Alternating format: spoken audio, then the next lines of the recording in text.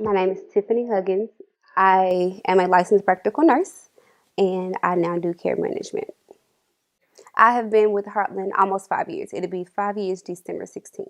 I started in nursing because my mom had a stroke years ago and I didn't like the care that she was receiving, so I felt like I needed to do something different.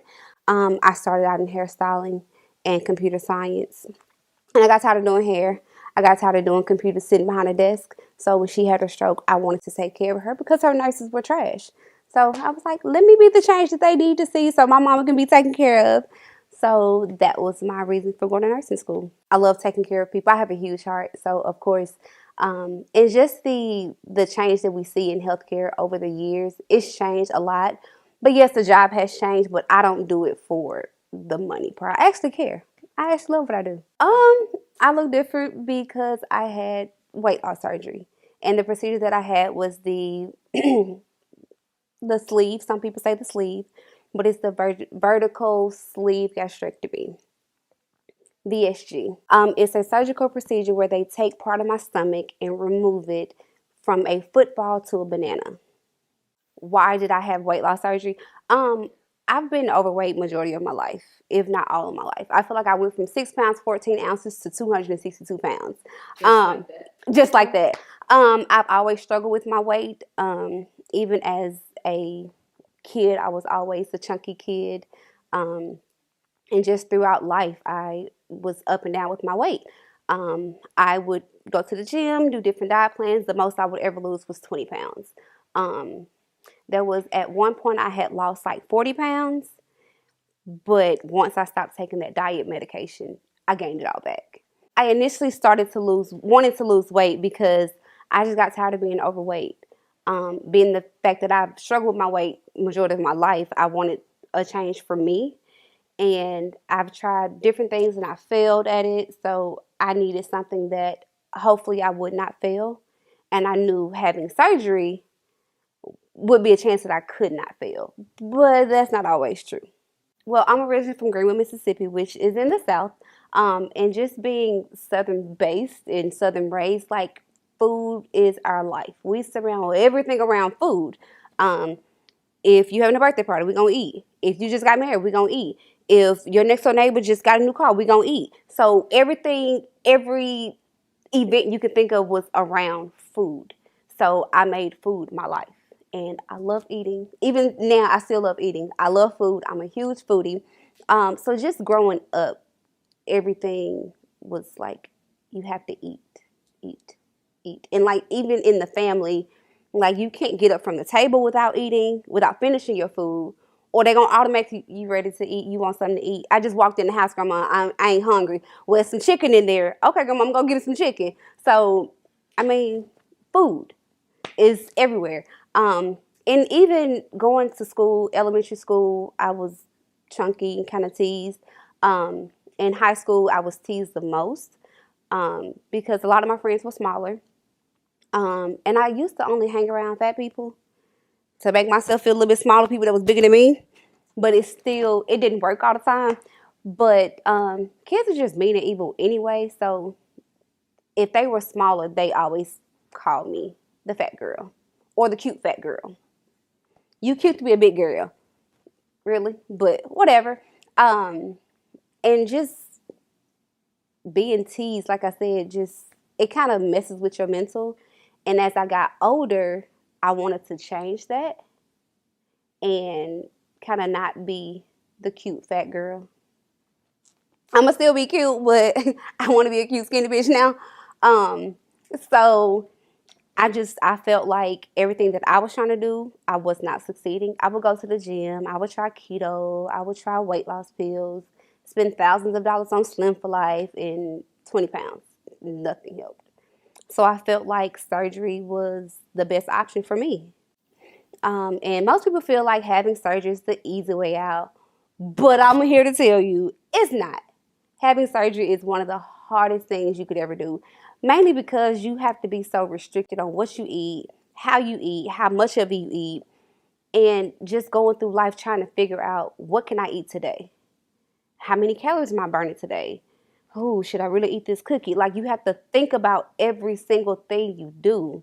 And it's when people say it's the easy way out, I feel like those people never had a weight problem, for one. And they do not know the struggle that overweight people have to deal with. Not just the mental struggles, but it takes over your, like, thankfully I did not have high blood pressure or high cholesterol or anything like that, but some people do. I didn't develop asthma until 2019. Never had an asthma issue. But as I gained more weight, I started having asthma problems. Can't put on my shoes because my damn stomach is in the way. Can't breathe. Like, that's just too much. Who want to go through that? Who want to deal with that on a daily basis? So something had to change. So after I was on keto for about 4 to 6 months, we were on keto, going to the gym several times a week. My doctor checked my labs and my liver enzymes were elevated. And it was elevated to the point she asked me if I was drinking. No, I don't drink alcohol, period. What's going on? Your liver enzymes are elevated. You need to stop whatever it is you're doing now. So we did some research and it does elevate your liver enzymes, so I had to stop keto.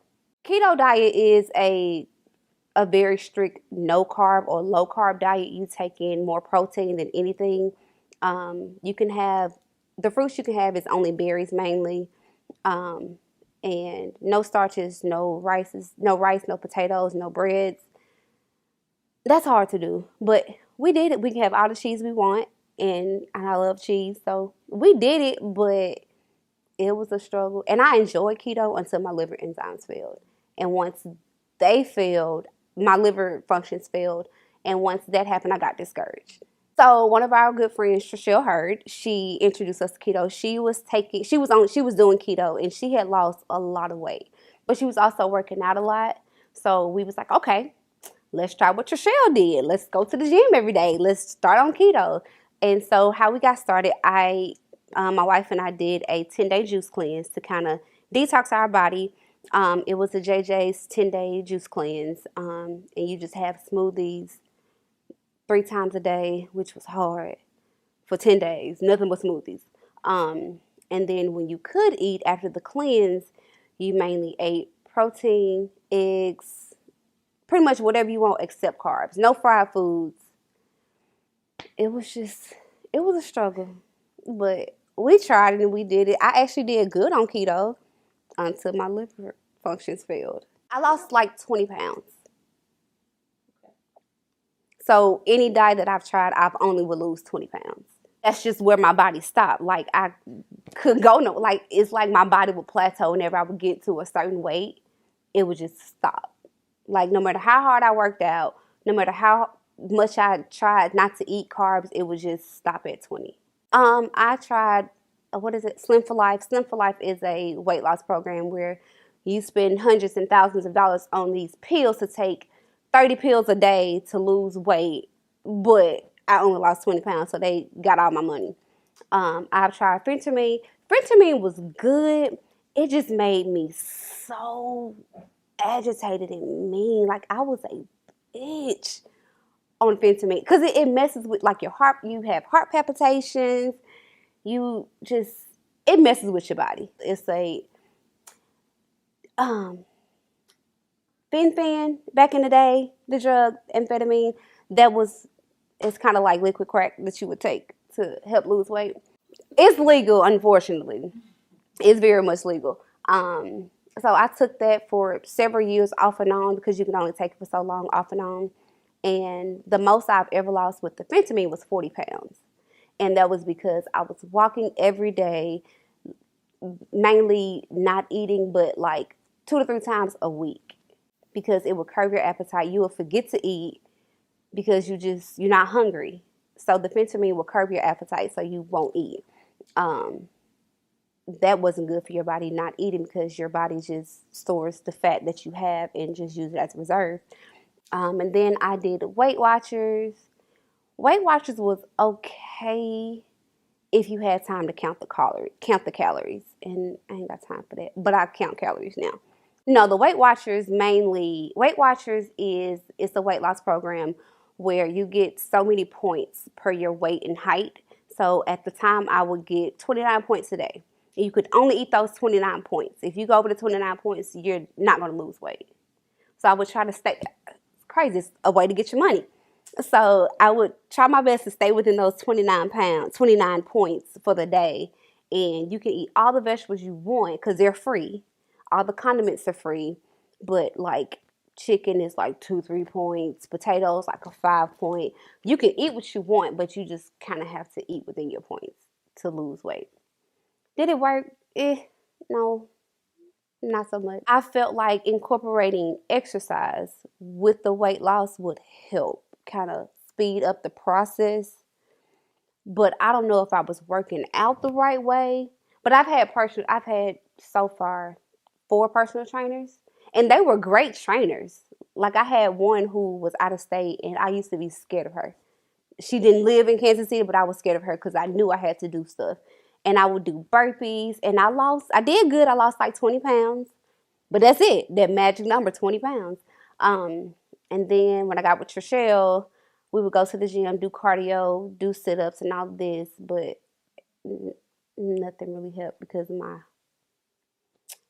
liver function stopped.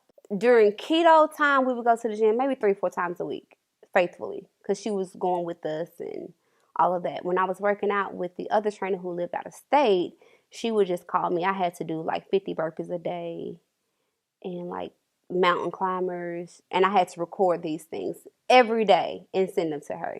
That was okay, but it was like very rigorous. Oh, so while I was going to the gym, yes, I changed my eating habits because I was doing keto, severely low carbs to no carbs. If I would do some carb, it would be like the healthy carbs like brown rice or flaxseed and oatmeal, stuff like that. As they call it, the good carbs.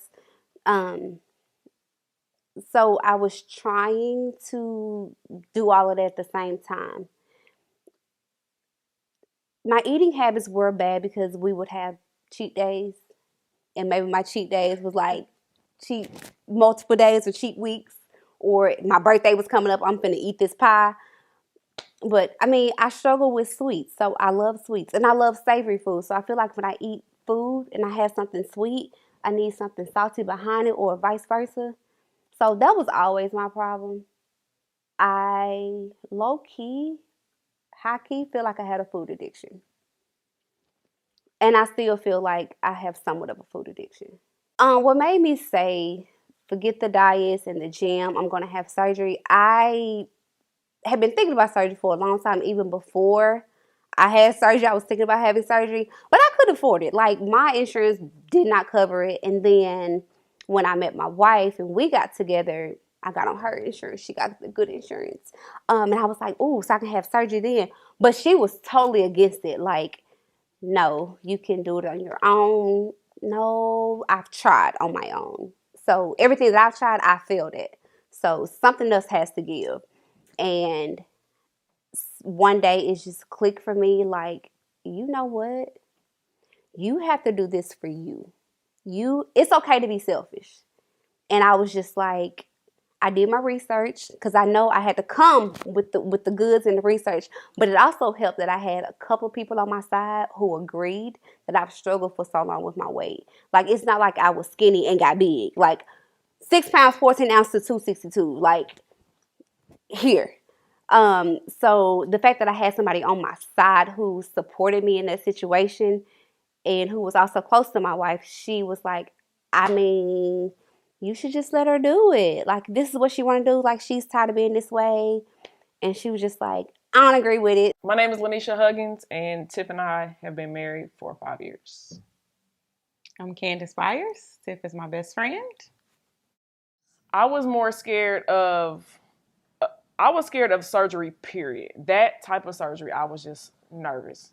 Like, I didn't want to lose my wife to that, you know?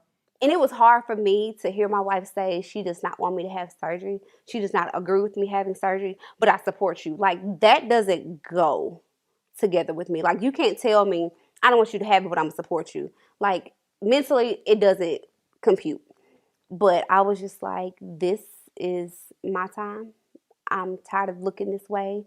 I'm tired of being called your mama when I go to the store with you. Is that your son? No, it's not my son. It's my wife. I got tired of hearing that, and it would happen frequently, especially at Walmart, especially by old people. Like, she don't look like me. Um, and that kind of messed with me too. And then just seeing myself change, I would, like, my face got bigger. I would try to overcompensate by keeping my hair done, keeping my nails done, keeping my lashes done, trying to find some way to feel good about me. But even after I spent all this money on my hair, my lashes, and my nails, you still fat. So what you gonna do? What you gonna do? You still fat. You just fat with lashes. So what you gonna do? So I just had to figure out what I'm gonna do. Like, I've tried this, I failed. I can't do keto. Keto worked. I can't do keto. It messed with my liver function. So we got to do something else. So I had to come with the goods and all the research. And I found my surgeon, Blossom Bariatrics in Las Vegas, Nevada. I had to pay out of pocket because my insurance did not cover it. And I think that was the hard part for me, because I'm like, how am I going to come up with this money to pay for this surgery? Because I can't go to her because she don't want me to do it. So I know she ain't going to put in on this. So I'm just like, I got to figure some shit out. The surgery, depending on your location and where you go, the price can be anywhere from $17,000 on down. So I called Menorah. Menorah was $17,000. I called St. Luke's. St. Luke's was $16,000. I called Shawnee Mission. Shawnee Mission was $13,000. I called this place in St. Louis. St. Louis was $11,500, and KU was $9,700. So I'm like, oh, this is $10,000. Where am I gonna get $10,000 from? How am I gonna get $10,000? Like, I really need to have this surgery. I want to have this surgery before the end of the year. What am I gonna do? So I went to Nisha. I was like, babe, like, I'm having this surgery. I'm not asking for permission. I'm letting you know that this is what's happening, but this is my roadblock. And she was just like, what you want me to do? Like, I don't want you to have the surgery. Well, I'm having surgery. I'm having weight loss surgery. So we can figure it out what we're going to do. So I kept researching, and I found Blossom Bariatrics. And Blossom Bariatrics had this fast track program where if you look into their program, and they can start your rate at starting at $4,700. That sounded good to me. But I'm like, okay, everywhere else is in the tens of thousands of dollars. Why you so cheap? What's going on? So I did my research, and they are a legitimate company. They have done thousands and thousands of procedures. So I kept researching before I finalized to go with them. And then I just prayed about it. I said, let me put in this inquiry. I put it in. She hit me back a couple of days later. This is the price that we can give you. It was $5,999. I said, okay, I paid this first and then I do the rest later. She was like, no, that's your rate. I said, but why? Why is the rate so low? She explained, because the Dr. Tom Umbach, he patented his procedure. It's called the safe sleeve. He patented his safe sleeve procedure to be affordable for people who cannot afford the surgery. So that was like music to my ears. And so she asked me for my insurance information. I was like, listen, I'll give it to you, but my insurance does not cover it at all. She was like, that's fine. All you pay is $5,999. I was like, that's all I pay. She was like, that's it. I said, I don't pay no bills later. She said, if you get a bill later, send us the bill. We'll take care of it. I'm like, okay, well, thank you. So I hung up from her and I called Anisha, and I was like, so I can have surgery in Vegas for $6,000.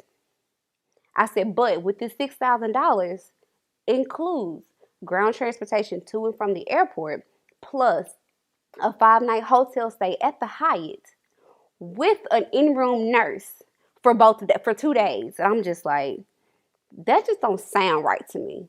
So I will call them every single day to make sure this is the procedure. Like, this is what's happening. This is everything that I have to pay.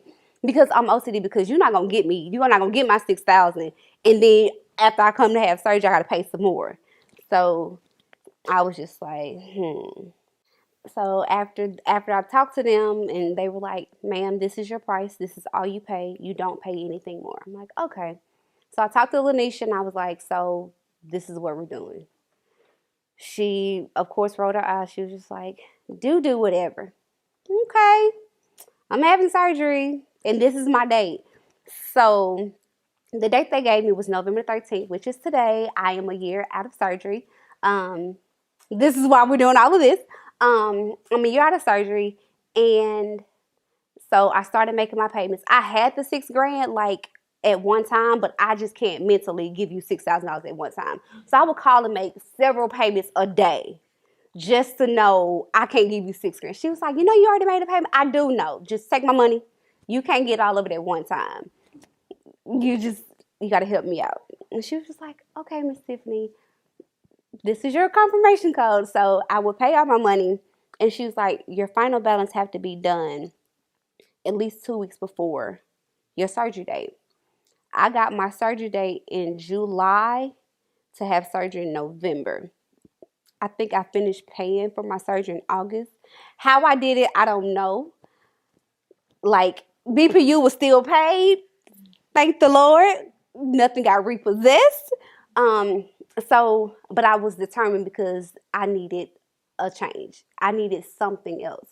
And I work so hard now since having surgery because I can't let my money go to waste. And I don't want to hear her mouth like, I told you so. I never feel like having surgery was cheating because I still have to work so hard at continuing to lose weight. Because that's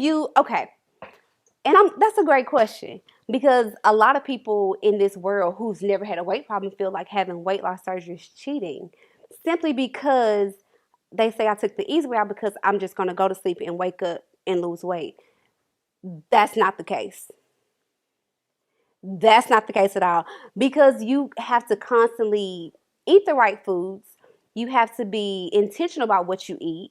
You have to make mindful food choices. Because if I just had surgery and then a couple of months later, I'm just eating chips all day, I'm going to get back fat. So there are 3 different options for weight loss surgery. The first one is the lap band, is where they take a surgical band and tie it at the top part of your stomach. And the band can be adjusted to as tight as you want, as much more restriction or less restriction for you. The other one is a procedure that I have, which is the gastric sleeve, where they cut a large portion of your stomach and make it into a banana so you have smaller space for your food intake. And they took out the bad part that absorbs your food quicker. And then the other one is the bypass, where they completely reroute your stomach to your small intestines. And the procedure that I had was chosen for me because I had no comorbidities. And what comorbidities are, I did not have hypertension, high cholesterol. I don't have diabetes. I don't have sleep apnea. I don't have PCOS. So in the insurance world, I was not eligible for surgery. But my BMI made me eligible for surgery because my BMI was 44, meaning I am morbidly obese.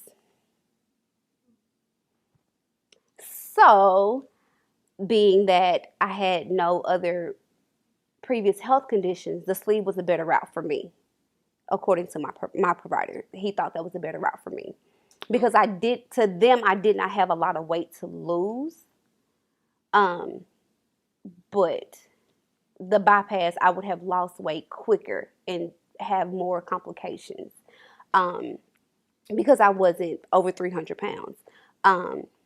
So with the sleeve and the way food works in my sleeve, when the food goes down, my food absorbs and goes into my small intestines much slower than a person that has had the bypass.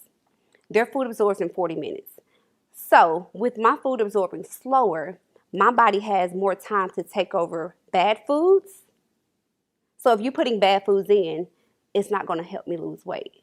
So I only eat protein to make sure I'm getting the full,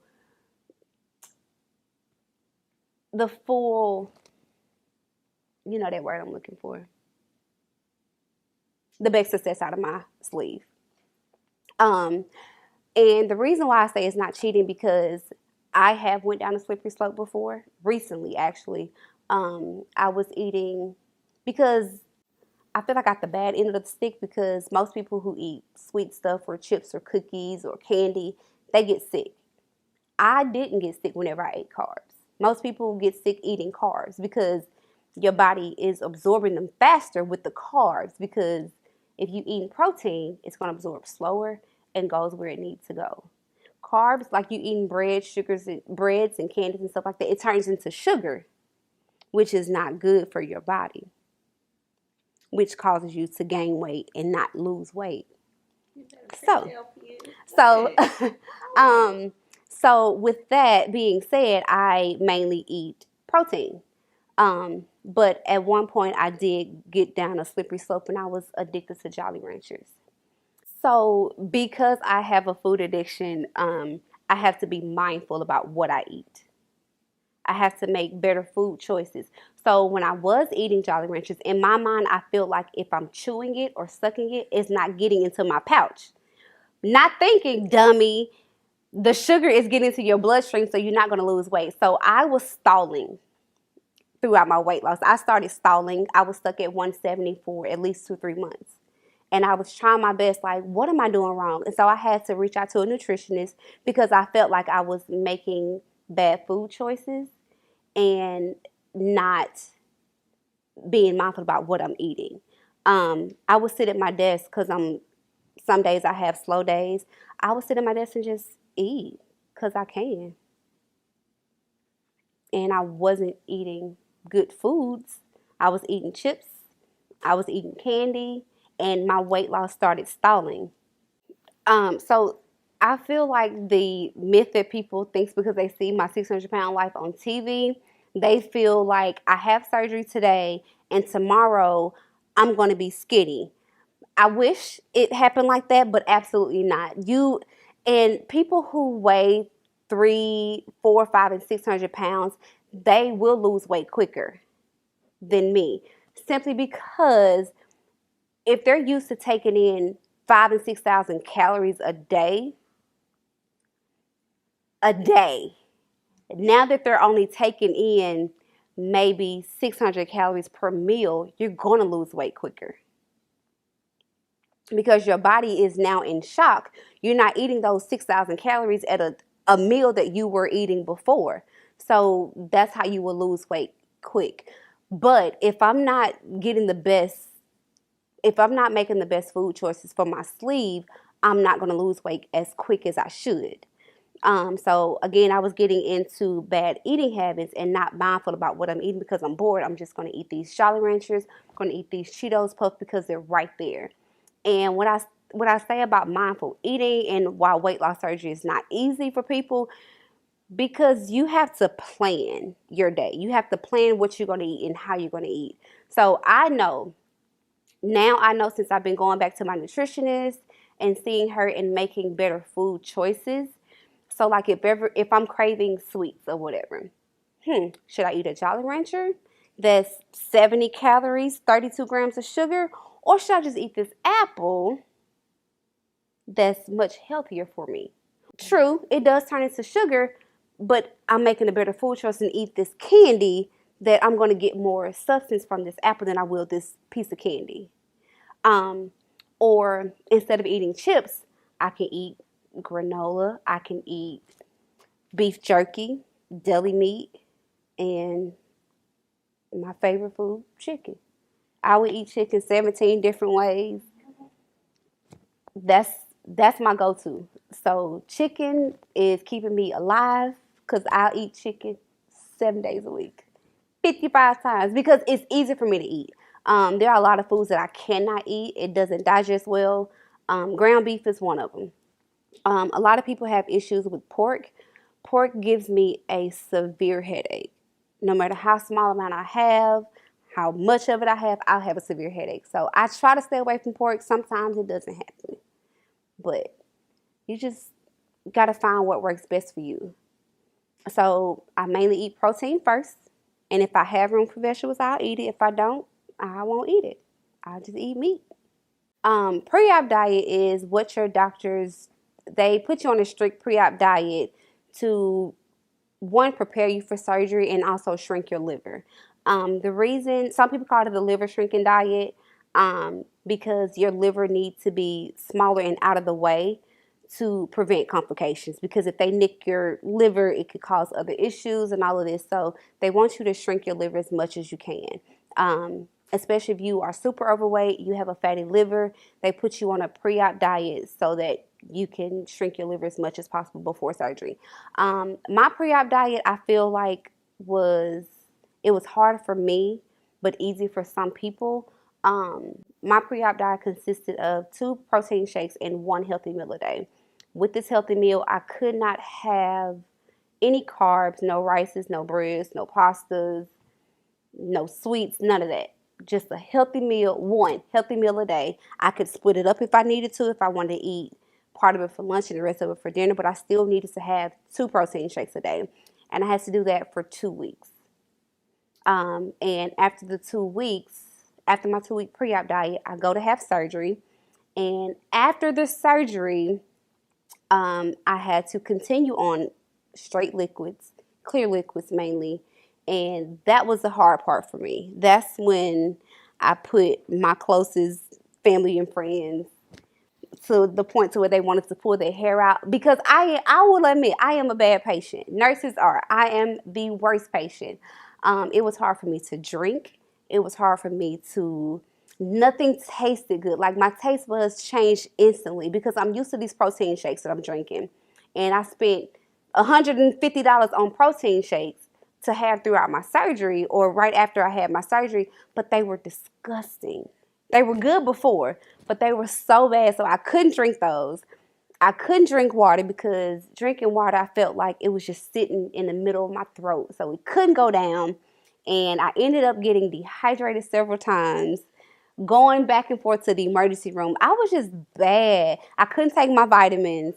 I couldn't eat. I couldn't drink. I couldn't do anything. So it was just terrible for my wife, my best friend, and I put them through the ringer. And I'm just going to be honest, like, I appreciate them for what they did before, after, during, still now, because even now I know I probably still get on their nerves, but that's fine. But before surgery, I know, like, I put them through the ringer to a point to where I was back in the emergency room. I had surgery November 13th. Let me just go back for a minute. I had surgery November 13th, and before I had surgery, it never hit me that my surgery date is the same date my mom died, in 2015. And right before I left, like a week before I left to go to Vegas to have my surgery, my first coworker's grandfather died. So we were dealing with that because at my job, we're all close. I was in the pediatric department, and all peds are close. We're like family. We're there for each other for everything. You have a baby, we all there. We buying gifts. But her grandfather died, and we dealt with that. And the day before I was leaving to fly to Vegas, one of my good close coworkers, she was killed that night. And at this point, I'm just like, I can't have this surgery. I'm gonna die. I'm the third person. So I felt like, death comes in 3. I was terrified up until hours before, the night before. Like, you sure? I mean, you don't got to. We don't got to. Like, I just didn't want anything to happen just because everything on that day, it was a Friday the 13th. The anniversary of her mother's death. Like, it was just too much. It was Friday the 13th. Yes, Mm-hmm. It was so much just saying, no, don't do it. Like, it don't feel good. This is a sign. I don't think, no. If there ever was a sign, this is the sign. I mean, I support her in whatever she wants to do. I just wasn't gung-ho about the idea because it's dangerous. I mean, I didn't want to think about the thought of losing her under something like this. And knowing the fact that she was doing it on the day her mom passed, like, that was a lot to take in. And it, like, yeah, it's making my eyes wide now thinking about it because it was just like, and I was just like, you gonna do it on that day? it was just a lot. And I was just really worried about her. And I just felt like she was beautiful the way she was. And I didn't feel like she needed to change herself. But when she explained it, it was more for her. She wanted to do it because it's something she wanted to do when she was just big her whole life. And she just felt like she didn't want to be that way anymore. I understood it because I'm a nurse too. So I understand health reason wise why you want to do something like that and you want to get smaller and nothing else was working. That's why I jumped on and supported her. So I did support her and I wanted to be there for her and I will be there for her for whatever, whenever, hands down, no questions asked. It's all good. We there. So I did support her and I do support her still. But I mean, look at her. I mean, she looks amazing. But if you just one good gust of wind, she gonna blow away. She 102 pounds? Damn. Like she don't need to lose no more. Like she is golden. Like, dang girl. And I felt like this is my mom's death date. I'm gonna have surgery this day. And when I realized that it was my mom's death date, I called the surgeon. I was like, hey, can I please change my date? Because this is the day that my mom died and I'm already scared. I can't do surgery on this day. And she was just like, I'm so sorry. You can change your date, but it won't be until March. What? Oh, yeah, no. Because I already got Nisha ready for this. She ain't going to change her mind because if I push it back longer, she's going to make me change my mind. So I was just like, we're just going to pray about it. I'll be there. She's like, are you sure? Yes, keep my date. Don't change it. So when all of that happened with my coworkers and everything, I'm on the plane about to shit. Like, I'm gonna die. Like, what if I die? Like, I don't really want to do this. Like, can y'all pray for me? Like, my mind was all over the place. I was going through so much. And when I got to the surgery center on the day of surgery, I asked the anesthesiologist, I was like, my wife told me to ask you, did you get a good night's rest? He was like, no, I went drinking last night and all of this. I'm just like, don't want to do it. And it was in the middle of the pandemic. So I had to be at the surgery center by myself. I had nobody. They wouldn't let her drive with me. They had to pick me up and I had to leave her at the hotel. So I'm just like, so she can't go? She was like, no, nobody can go. But like, she's my wife. Like, she was like, yeah, nobody can go. Okay, so my mama died on this day. You about to open me up. You about to put me to sleep. And my wife can't be here? Okay, this is a lot going on. So calling everybody, praying on the phone 17 times. And everybody's like, I'm going to pray for you. Some people are like, don't worry about it. I'll be all right. But, I mean, we prayed about it, you know. She got through it. I was waiting by the phone for them to call me when she was gone. Like, waiting. Like, please let her be okay. Let everything just... Yep, and she was texting me, keeping me updated. Like, I haven't heard anything yet. I'll let you know soon. Yeah. When the phone rang, I said, hello. And he sounded all chipper. I was like, okay, she's not dead. Like, that was my thought because that was my biggest fear, losing her. I think the night before I cried and was just like, I didn't know that. You were right there with me. I was like, baby, I just don't want nothing to happen to you. She made me record a living will. We did. Like, I said, my last wishes. Like, because if you... it's real. Because I made her do... We did a video together the night before surgery and was like, hey, let's just do this because if something does go wrong, if something happens, who's going to be in the right frame of mind? You know what I'm saying? We're not going to be thinking about none of that stuff. Yep. So let's just do it now. That's correct. While you're in the right state of mind. So we did. That was the right thing to do. Yeah. Last wishes. Like, what? Like, what do you want to happen? Where do you want, like, all that? Because who's going to think about that if that were to happen? Right. So, but I'm glad it didn't happen. You know, got my baby still here. I don't know what I would have done. Me neither, because I've been mad. Man. We would have been mad and sad at the same time. And we told her not to do it. Yeah. Not even looking up to you. Flying back by myself. Like, that would have been a terrible flight. I know. Like, but it was a lot of emotions going through my mind and everything. And when I woke up from surgery, when I opened my eyes, it was the most prettiest nurse. She was gorgeous. And I woke up and I looked at her. I said, you're so pretty. Still groggy, but all I remember was that she was gorgeous. And I was like, did I make it through? She was like, Yeah, you made it through. So it was a lot. So this day is a lot for me. Um, because I feel like November 13th was one of the worst days of my life. And now is one of the best days, the better days of my life, I would say, because I've accomplished a lot in this 365. Um, and I do thank my friends for being here with me through that. Although I put them through hell, they'll be fine. And my wife through a lot, even more. Um, I ain't gonna cry on camera. Um, it's just today is bittersweet because I know if she was here, she would probably not want me to have surgery, but it is what it is. Now it's done. Um, so I did a lot. I did something in remembrance of her. For this was my something for me that I did for her and me. I got a feather with birds flying away in November 13th. So the B is a 13. And what that means to me is the feather and the birds means being free from what held you down. So I feel like my mom's death was a lot of weight on me, but I lost all that weight. So now I can live a better and healthier life. As of Lost today, I have lost 102 pounds. in a year. When I started my weight loss journey, when I started pre-op, I was 262 pounds. And today I am 160 pounds. Point 0.4, I give it a little funky point 0.4. 160.4. And I have I have a long way to go. I'm still not where I would like to be, but I've accomplished 102 pounds. I've lost a whole seventh grader. Like a whole seventh grader. And it was not it was not a cakewalk. It was hard to lose these 102 pounds. I feel great.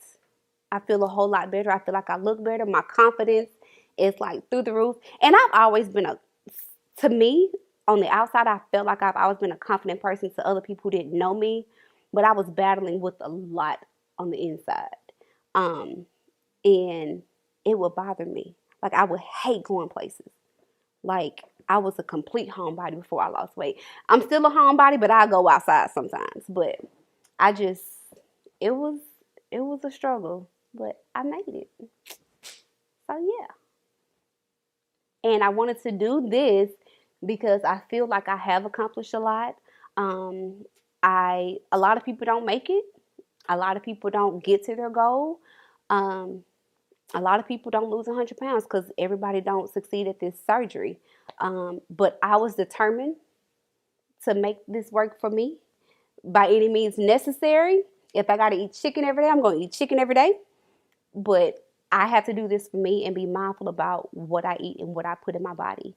So I advise any and everybody, if you want to do it, do it. I will be your number one cheerleader. I will help you. I will support you. And I feel like for me, I have motivated so many people since I've had surgery to do it. Because a lot of people know me. I'll talk. Yeah, I'm going to do this. Yeah, yeah, yeah. But they know I'm a bad patient. But since I've had surgery that I know of, at least 3 or 4 people has had surgery behind me or is having surgery soon. So I feel like I can help motivate people to want to lose weight, to want to feel better for themselves because they see me and they think that they can do it. And you can. And I want you to do it. Forget what the other people say. Forget people saying it's the easy way out. If they feel like that, that's on them.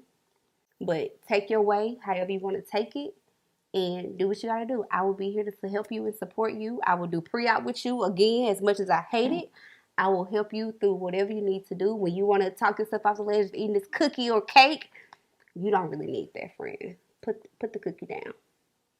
You don't need. Chew it up, spit it out. Oh, oh I my would. gosh. So whenever I would have certain cravings for certain things, I would chew it up just to get the taste. Chew it up and spit it out because it's not worthy of going into my pouch. So yeah, that's how I got through a lot of my cravings. Like wild cherry Pepsi, I could not drink soda anymore, and that was one of my favorite drinks.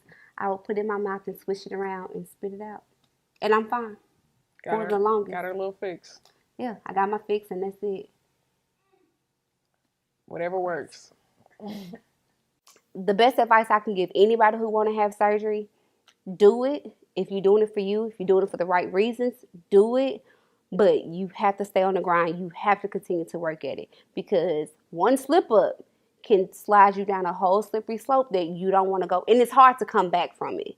It was hard because it was easy for me to just eat this candy and eat these chips every day, eat these granola bars, eat candy and candy corn. I went through a whole bag of candy corn. That I would, and then let me tell you how I know I have a food addiction. I bought a bag of candy corn like a month ago before Halloween, and I would sneak and eat a handful. I would get like 8 or 10 a day and just eat it in the kitchen, rattling bags, eating candy corn. I come out, sit down like nothing's happened. I would take some to work and just eat them. Yeah. Because I knew what I was doing was wrong. So I felt like I had to sneak and eat it. So I would just sneak my little candy corn and eat it and then go on about my business. So I asked her to help me make better food choices. So whenever I was having those cravings, I feel like if she saw me eat it, she would fuss at me. And I don't want her to fuss at me. Because I feel like, yes, I asked you to help me, but notice the good that I do as well. Don't just point out all the bad stuff I do, because I don't want you to point out every bad thing that I do. Yeah, but I don't want you to hold me that accountable. But I needed her to hold me that accountable. And then, like, my best friend, like, she would, and I love ramen noodles. Like, I don't care how much money I have, I will fuck up a bowl of ramen noodles. But I have not had ramen noodles in about a year, and she be eating some in the office. I was like, can I just get one fork for her? She was like, no. And will not share with me. She'll share everything else. But her ramen noodles, she won't share. Maybe because I'm allergic to seafood and they're shrimp flavored. But still, just give me some. But, I mean, I appreciate them trying to keep me accountable. But sometimes my best friend don't like that I've gotten so small. She told me to blow away. So she be encouraging me to eat certain things. Like, I still eat. But chicken gonna be in there somewhere. But, yeah. So I just feel like she is good where she's at, and I just don't want her to lose too much till she don't look like herself, or too much that she starts having any kind of health problems or just anything like that. Me, as you can tell, I'm a very thick girl, and I want my friend to still be semi-thick with me. Not semi-thick. But no, I support her, and she knows that. I give her a hard time sometimes because, I mean, that's what I'm gonna do that. And I also just think that we know how she is as a patient. So, and we know how she is when it comes to food. Like, she loves food, and we did not want, I think I can speak for you, we didn't want her to fail at it. You know what I'm saying? So it's just like, we were scared because we know she's not a good patient. It's just like, you about to do this whole surgery and you still trying to eat whatever you want to eat. Like, you about to put us through all this and then have to turn around and be where you were before. So, like, I think it was difficult for us to just deal with that because we love her the way she is regardless, you know. Lanisha was going to the gym with me, but she would do her own thing because I had a personal trainer, and I still have a personal trainer. I do bus goes with her and work. We can squat it to death. She would go, but after she injured her thumb, she was not motivated to go to the gym anymore. So she has been to the gym in about 2-3 months. Yeah. So she does good on her own. I get up every morning at 4:30. She does. Yeah, she does. Drive 23 minutes to the gym, work out, shower, go to work. She's motivated. She don't need us for that. She's good. She got it. I will say that. But I think one thing that we do for support now is try to help her continue to eat the right things. Because we know she still has those cravings. Mm-hmm. So I think that's part of our job to make sure she stays like, hey, you going to end up big again. And I know that's not what she want to hear. Because I know she don't want to hear that. So I'll say that. But it works. It works. So just making sure she eats the right things. Seeing her now, you know what I'm saying? Like, she's always been beautiful to me, you know, from the moment we met. But I see a glow in her now, you know what I'm saying? So it's just like seeing her go through the change, being there with her while she went through everything. I mean, it was definitely some trying times, but I mean, the end result is awesome, is great. You know, she looks amazing, and I know she feels amazing too. I wanted them because I wish I had a gift for y'all, but I ain't got no gift. No But gift. I do appreciate you guys for everything that you guys have done. As I went through this journey and what you guys are going to continue to do with me on this journey. I don't think I could have done it without either one of y'all. We love you, Teal. And if I had to do it with anybody else, I don't think I would have picked two better people to do it with. I didn't have my family because nobody lives here. So all I have is them. So I just always need them for everything. So just thank y'all. And I love y'all. I love you too, baby. I ain't gonna kiss you, best friend. I'm gonna do it on camera. We don't nobody know. But yeah, I love and appreciate them. Yeah, got you. Anything for life, girl.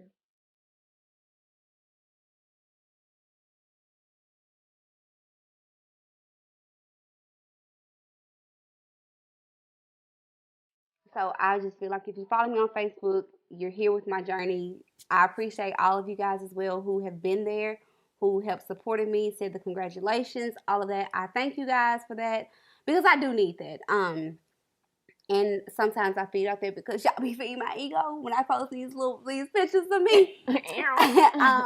But I do feel great. I feel like my confidence is where it has never been before.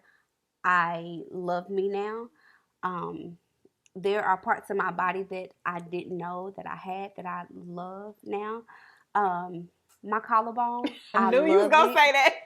My neck, like I find myself just touching my collarbone all the time because I feel bones now. I never felt bones. I know I had them, but I didn't feel them.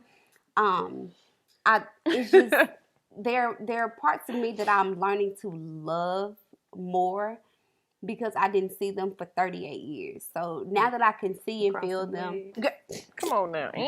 I couldn't cross my legs before. Now I can do that. It's a lot of things that the non-scale victories that helped me get to where I am. Me and my wife used to joke all the time because my friends, their husbands or their spouse or girlfriends would pick them up. And I'm like, I want to be pick upable. Like, I was never pick upable. But now I can get picked up. So pick me up.